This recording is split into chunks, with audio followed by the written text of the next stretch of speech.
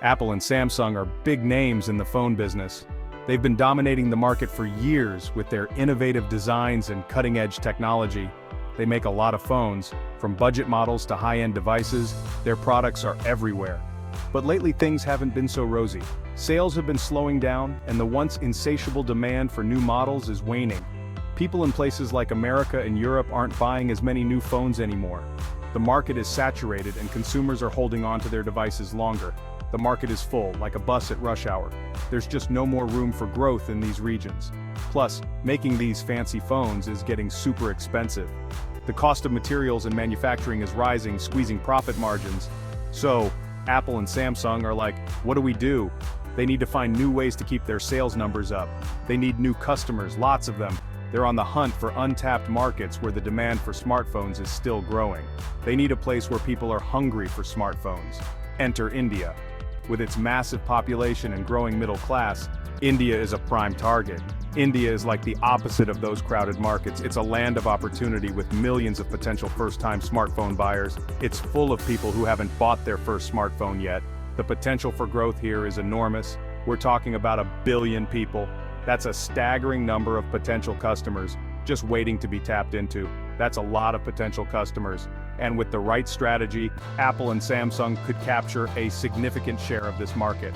And get this, India is on its way to becoming one of the biggest economies in the world. Its rapid development and urbanization are creating a fertile ground for tech companies. More money, more phones, right? As incomes rise, so does the demand for better and more advanced smartphones. Apple and Samsung see this and they're thinking, India, here we come. They're gearing up to make a big push into this promising market, hoping to win over millions of new customers. India isn't just about the numbers, it's different. It's a land where tradition meets technology in the most fascinating ways. It's not like selling phones in America or Europe.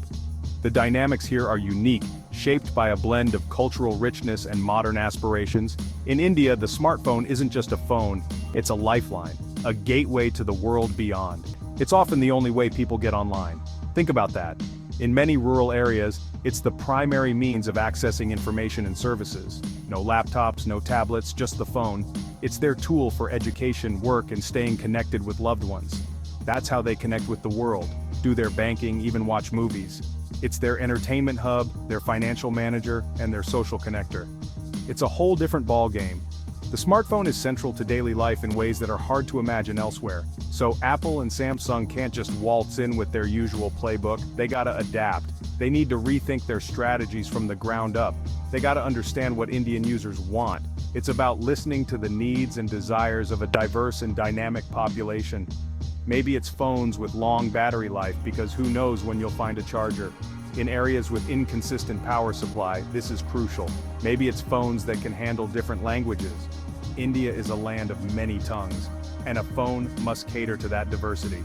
The point is, India is unique, and that's what makes it exciting.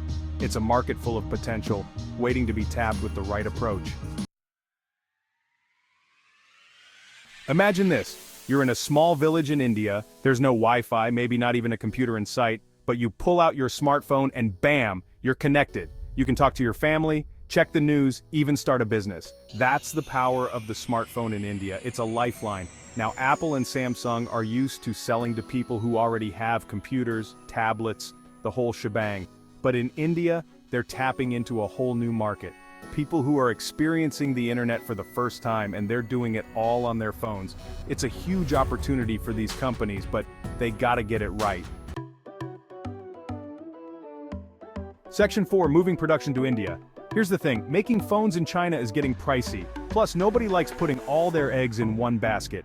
So Apple and Samsung are looking to diversify. And guess where they're eyeing? You got it, India. India has a lot going for it. It has a young and eager workforce. The government is rolling out the red carpet for companies to set up shop. And let's not forget, India is already a hub for tech, so it makes sense for Apple and Samsung to start making phones right there in India. It's closer to their customers, it's cheaper, and it just makes good business sense. Section 5, the challenges ahead. Okay, so moving production to India isn't going to be a walk in the park. There are challenges, and they are significant. Building phones requires a lot of specialized parts, and the supply chain is complex. Right now, most of those parts come from China.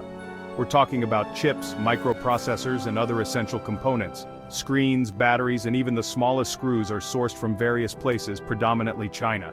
India needs to step up its game if it wants to be a serious player in the phone-making business.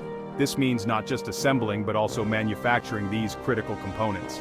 They need to invest heavily in factories, train a skilled workforce, and convince global companies that they can handle the high-tech stuff.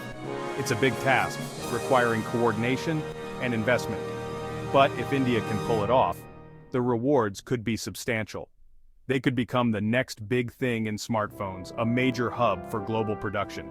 And that's good news for India, boosting its economy and creating jobs. It's also good news for tech giants like Apple and Samsung, who are looking to diversify their production bases.